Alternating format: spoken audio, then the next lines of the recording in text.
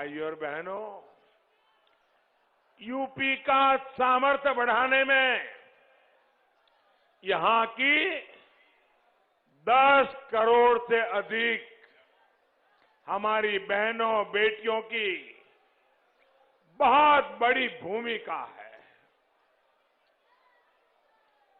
अगर हमारी बेटियां, हमारी बहनें जकड़ करके रहेगी, बंधन में रहेगी, उनका जीवन अगर मुसीबतों से भरा रहेगा तो यूपी तेज विकास की गति प्राप्त नहीं कर सकता। जब माताओं, बहनें, बेटियों का सामर्थ्य बढ़ता है तो परिवार का, समाज का, देश का सामर्थ्य बढ़ता है। हमारी बहनों बेटियों की जिन समस्याओं को इन लोगों ने छोटा समझा, उनको ही मोदी ने छोटा नहीं समझा। बहन बेटियों की, माताओं बहनों की मुसीबतें, ये मेरे लिए सबसे बड़ी प्राथमिकता रही है। घर और स्कूल में शौचालय हो, गैस कनेक्शन हो, बिजली पानी कनेक्शन हो, गर्भावस्था के दौरान हजारों रुपयों की सीधी मदद हो, ऐसे हर काम को हमने पूरे मन से, पूरी लगन से किया। यूपी में हमने जो लाखों घर पीएम आवास योजना के बनाए हैं, वो भी ज्यादातर महिलाओं के ही नाम है। और ये जितनी सुविधाएं हमने बहनों को दी है, ये किसी की जाति या मजहब देख करके नहीं दी। सबसे अधिक लाभ अगर इन योजनाओं का हुआ है तो हमारी दलित माताएं बहनें, पिछड़े समाज की माताएं बहनें और मुस्लिम समाज की बहनों को लाभ हुआ है। अस्पतालों में जो 5 लाख रुपए तक मुफ्त इलाज मिल रहा है, उसका भी इन वर्गों की बहनों को लाभ रहा है। भाइयों और बहनों, दुर्भाग्य से पहले की सरकारों ने हमारी बेटियों की जरूरतों, उनके परेशानियों पर बिल्कुल ही आंखें बंद कर दी थी, ध्यान ही नहीं दिया। अगर उनके हृदय में जरा सा भी दर्द होता तो क्या वो उन मंचलों को खुली छूट देते जो स्कूल से आने जाने वाली हमारी बेटियों को छेड़ते थे? आज यूपी में ऐसे मंचलों को पता है कि अगर सीमा लांगी तो कड़ी कार्रवाई होगी। साथियों, 3 तलाक जैसी कुप्रथाओं ने कैसे मुस्लिम बेटियों को, पूरे परिवार को असुरक्षित कर दिया था, ये सब जानते हैं। और जो दावा करते हैं कि वो तो परिवार वाले हैं, उसमें बुरा क्या है? हम परिवार वाले हैं, इसलिए परिवार का दुख जानते हैं। मैं जरा गौर परिवारवादियों से पूछता हूं, आप अगर परिवार के इतने गुणगान गाते हो तो आपको ये मेरी मुस्लिम बेटियों के दर्द की चिंता क्यों नहीं हुई? मेरी मुस्लिम बेटियों बहनों को छोटे छोटे बच्चे लेकर के पिता के घर लौटना पड़ता था, तब तुम्हें परिवार का दर्द क्यों समझ नहीं आया? हम परिवार वाले नहीं हैं, लेकिन हर परिवार के दर्द को पहचानते हैं, क्योंकि पूरा हिंदुस्तान हमारा परिवार है, पूरा उत्तर प्रदेश मेरा परिवार है, आप सब मेरे परिवार के हैं। आपने वोट बैंक की वजह से इन लोगों ने मुस्लिम बेटियों के जीवन की पहाड़ जैसी दिक्कतों को देखने की भी फुर्सत नहीं थी, नजरअंदाज कर दिया। ये हमारी ही सरकार है जिसने इन मुस्लिम बहनों को 3 तलाक के दुष्चक्र से मुक्त किया है। और साथियों, आप ये भी समझिए, कुछ लोग बहुत बड़ी गलती करते हैं। ये सिर्फ बेटियों को सुरक्षा देता है ऐसा नहीं है, ये उन मुस्लिम बेटियों के पिता को भी सुरक्षा देता है, ये मुस्लिम बेटियों के भाई को भी सुरक्षा देता है, ये मुस्लिम बेटियों की माता को भी सुरक्षा देता है, क्योंकि बड़े अरमानों के साथ बेटी की शादी करा करके ससुराल भेज रहे हैं माँ बाप। जीवन में कितना बड़ा आनंद और संतोष होता है, लेकिन वही बेटी 5-10 साल के बाद 3 तलाक 3 तलाक 3 तलाक सुन के जब घर लौट आती है, आप कल्पना कर सकते हैं उस बेटी के बाप पर कितनी बीतती होगी, उस बेटी के मां पर कितनी बीतती होगी, उस बेटी के भाई को कितना दर्द होता होगा। तुम परिवार वाले हो, अरे तुम्हें तो इस दर्द का पता चलना चाहिए था, तुम्हें नहीं चला, क्योंकि तुम्हें सिर्फ बैलेट बॉक्स ही दिखता है, तुम्हें किसी की जिंदगी नहीं दिखती है। हमारी बेटियों की सुरक्षा और सम्मान बढ़े, ये डबल इंजन की सरकार की हमेशा प्राथमिकता रही है। इसलिए 2014 में जब आपने हमें अवसर दिया तो हमने इसके लिए ईमानदारी से काम किया। भाजपा सरकार ने तय किया कि सभी राज्यों में महिलाओं की सुनवाई के लिए वन स्टॉप सेंटर, थानों में महिला हेल्प डेस्क और विशेष फास्ट ट्रैक कोर्ट्स बने। आपको हैरानी होगी, 6-7 साल पहले हमारे देश में महिला पुलिस कर्मियों की संख्या सिर्फ 1,10,000 थी। मैं पूरे देश की बात बताता हूं।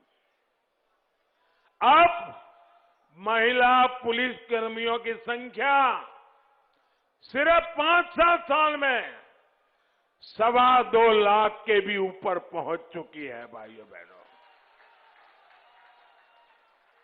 यूपी में इतने दशकों तक कांग्रेस, सपा, बसपा की सरकारें रही, लेकिन योगी जी के आने के पहले उत्तर प्रदेश में करीब 11,000 महिला पुलिसकर्मी थी। 11,000। 7 दशक के बाद कहां पहुंचे? 11,000। बीते 5 साल में ही हमारे योगी जी ने, भाजपा सरकार ने लगभग 20,000 नई भर्तियां हमारी बेटियों की पुलिस में की है। भाइयों, और इतना ही नहीं, हमने पुलिस में ही बेटियों की भागीदारी की ऐसा नहीं, बल्कि सीआरपीएफ, बीएसएफ ऐसे अर्धसैनिक बलों और सेना में भी हम बेटियों की भागीदारी का विस्तार कर रहे हैं। आज बेटियां ज्यादा से ज्यादा संख्या में कमांडो बनकर देश और समाज को सुरक्षा दे रही है। सेना में भी हर मोर्चे को हमने बेटियों के लिए खोल दिया है। सैनिक स्कूलों, मिलिट्री एकेडमी में अब बेटियां भी पढ़ाई कर रही हैं, ट्रेनिंग ले रही है। भाई और बहनों, ये प्रयास बेटियों की सरकारी सेवाओं में अधिक भागीदारी के तो है ही, उससे भी अधिक ये बेटियों का आत्मविश्वास बढ़ाने का प्रयास भी है। हम ऐसे ही सामर्थ्यवान उत्तर प्रदेश की तरफ बढ़ रहे हैं। इसी के लिए आपसे फिर एक बार दोबारा भारी समर्थन मांग रहे हैं। भाइयों और बहनों, 2017 से पहले के 1.5 दशकों में आपने देखा है कि इन लोगों ने बारी बारी से सत्ता भोग किया, लेकिन विकास को भी जाति और पंथ के दायरे में समेट दिया। हर सुविधा में ये लोग भेदभाव करते थे, पक्षपात करते थे। बाराबंकी और अयोध्या राजधानी लखनऊ से ज्यादा दूर नहीं है। यहां बिजली की क्या स्थिति थी? 2017 से पहले उत्तर प्रदेश में बिजली पैदा ही बहुत कम होती थी। जो पैदा होती थी वो दशकों पुरानी ट्रांसमिशन लाइनों, पुराने ट्रांसफार्मर का नेटवर्क, वही उसको खा जाता था। केंद्र सरकार ने पूरे देश में बिजली का उत्पादन बढ़ाने और ट्रांसमिशन पर बहुत अधिक काम किया।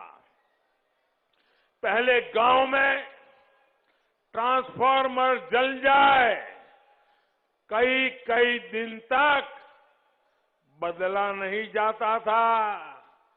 गांव के गांव अंधेरे में रहते थे। योगी जी की सरकार में अब ट्रांसफार्मर बदलने में देरी नहीं होती। जल्द से जल्द बिजली लाने का प्रयास होता है। भाइयों और बहनों, ये मानव स्वभाव है कि जब किसी की एक आकांक्षा की पूर्ति होती है तो उसमें अगली आकांक्षा जाग जाती है। जैसे किसी को सामान्य सा मोबाइल मिल जाए तो फिर उसका मन करता है कि कुछ दिन बाद वो और अच्छा स्मार्टफोन खरीद पाए। इसी प्रकार जब विकास भी नई आकांक्षाओं को जन्म देता है, जिन गांवों में सड़क आ गई वहां सिंगल पट्टी है तो डबल पट्टी मांगेंगे, डबल पट्टी है तो ऑल वेदर रोड की आकांक्षा बढ़ती है। जहां हाईवे आ गए, रेल आ गई, वहां लोग एयरपोर्ट चाहते हैं।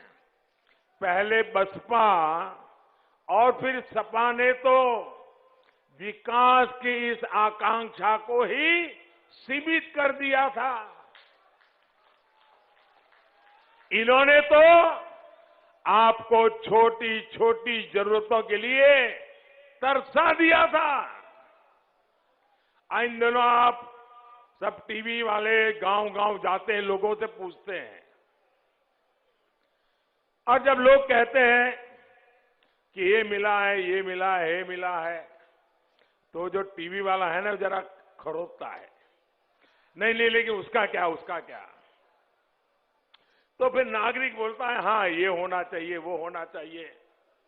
तो फिर टीवी वाले अगर जिसको पिछले 20 साल से मेरे जैसे लोग पसंद नहीं है, वो उसका अर्थ निकालते हैं, देखो लोगों को कुछ मिला नहीं है। लेकिन मैं उसमें से दूसरा अर्थ निकालता हूं। मैं देखता हूं कि मैंने आज देश में एक वातावरण पैदा किया है, जिस वातावरण से लोगों की चाह बढ़ी है। उनको लगता है इतना तो हुआ और अधिक होना चाहिए, इतना तो हुआ और अधिक होना चाहिए। और लोग पहले तो कहते ही नहीं थे, पहले तो ये कहते थे भाई क्या करें, हम तो गरीब के घर में पैदा हुए, ये इलाका ही ऐसा है, लोग ये चलो भाई भगवान ने जन्म दिया गुजारा कर लेंगे। आज ऐसा नहीं कह रहे हैं। मुझे गर्व है, मेरे देशवासी कह रहे हैं हमें ये चाहिए, हमें वो चाहिए, क्योंकि उनको मोदी पे भरोसा है।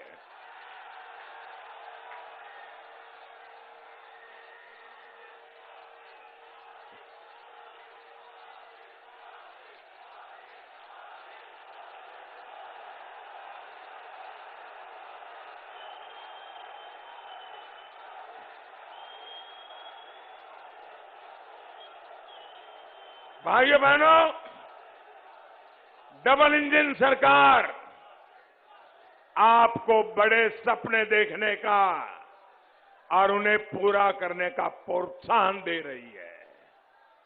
पूर्वांचल एक्सप्रेस ऐसा ही एक प्रयास है। ये एक्सप्रेस वे इस पूरे क्षेत्र में रोजगार, व्यापार, कारोबार को गति देने वाला है।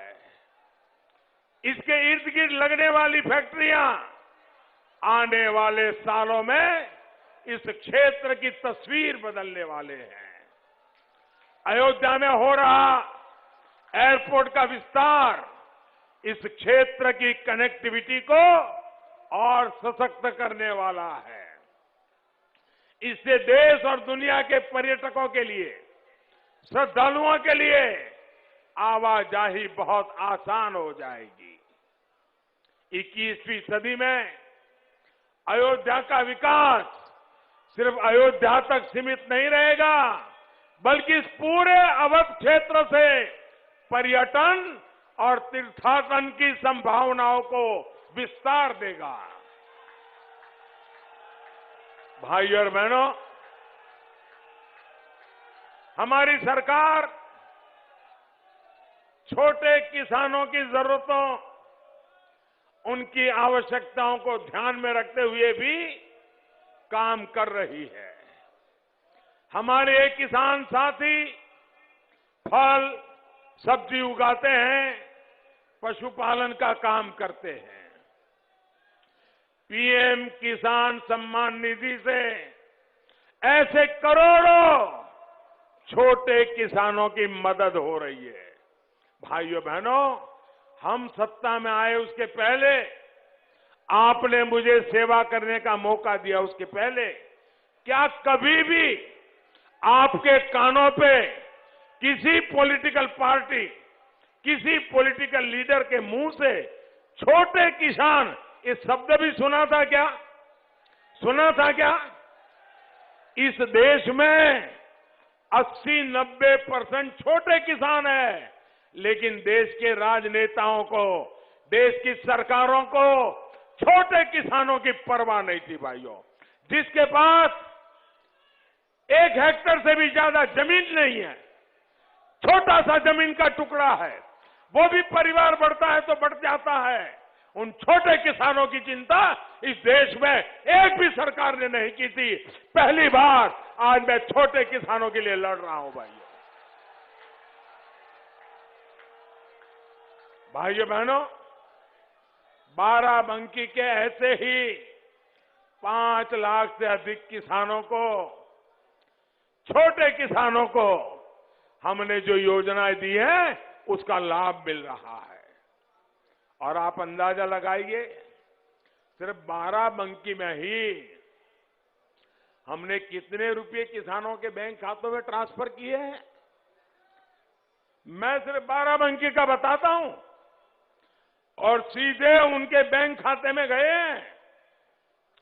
कोई बिचौलिया नहीं, कोई कटमनी नहीं, कोई मेरा तेरा नहीं, किसान मतलब किसान।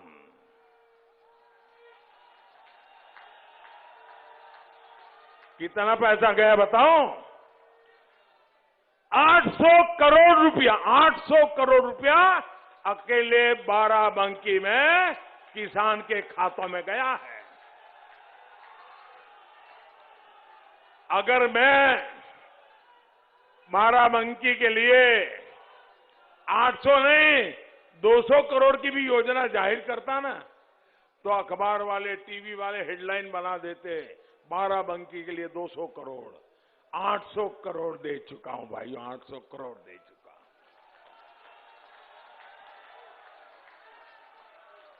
हमारी सरकार अपने मेहनत कर किसानों के सामर्थ्य में सहयोग के लिए खर्च कर रही है। साथियों, भाजपा सरकार की कार्य संस्कृति है कि हम समस्याओं के स्थायी समाधान पर बल देते हैं। चीनी की पैदावार अधिक हो गई, अंतर्राष्ट्रीय बाजार में कीमतें गिर गई, तो गन्ना किसानों को बहुत समस्या आती है। लेकिन सपा बसपा वालों ने इसका आसान रास्ता निकाला और चीनी मिलों को ही बंद कर दिया। ना रहेगा बांस, ना बजेगी बांसुरी। लेकिन भाजपा की सरकार गन्ना किसानों की समस्याओं के स्थायी समाधान पर काम कर रही है। हमने चीनी मिलों की सेहत तो सुधारी, गन्ने से इथेनॉल पर भी जोर दिया। यानी जब गन्ना ज्यादा हो जाए तो बेकार ना हो जाए, उसे इथेनॉल बनाया जाए ताकि मेरे किसान को परेशानी न हो। इथेनॉल की बिक्री से जो पैसा मिल रहा है वो चीनी मिलों के साथ ही गन्ना किसानों का भी फायदा कर रहा है। साथियों, पशुधन हमारी खेती का अभिन्न हिस्सा है। पशुधन की समृद्धि के लिए हमारी सरकार आजादी के बाद पहली बार, दोस्तों, आप देखिए ये सरकारें कैसे चलाते थे, उनकी प्राथमिकताएं क्या थी। आजादी के बाद पहली बार 13,000 करोड़ रुपए की लागत से हमने पशुओं के टीकाकरण का अभियान चला रखा है। हम सिर्फ कोरोना के लिए मनुष्य का टीकाकरण कर रहे हैं ऐसा नहीं, ये खुरपका, मुंहपका, फूट एंड माउथ डिसीज जो हमारे पशुओं को होता है, उनको बचाने के लिए 13,000 करोड़ रुपए का टीका अभियान चला रहे हैं भाइयों। हमारी सरकार ने गोबर्धन योजना भी शुरू की है। पशुओं के गोबर से बायोगैस बनाने के लिए यूपी में अनेकों प्लांट का निर्माण हो रहा है। इस गोबर से भी किसानों की कमाई होगी और साथ ही उन्हें जैविक खाद भी मिलेगी। खेती का खर्चा कम होगा। भाइयों बहनों, डबल इंजन का काम तेजी से जारी रहे, ये यूपी के विकास के लिए आवश्यक है। इसलिए आपसे मैं आग्रह करने आया हूं, भारी बहुमत से योगी जी को फिर से लाना है।